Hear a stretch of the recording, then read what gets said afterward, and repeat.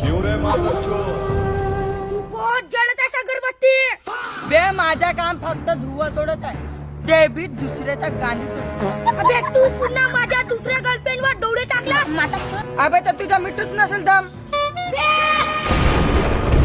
विसरू नको, बिट्टूचा मिट्टू पुरा गावभर उडते. बे माझा कारा कावडा काही कमी नाही बिट्ट्या.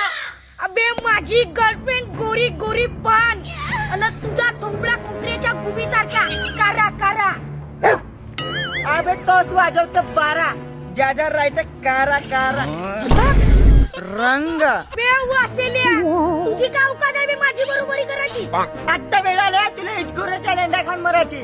अबे तुझ्या बारीक बुरीक हड्ड्या कापून मी बनवीन गरम गरम चिवडा.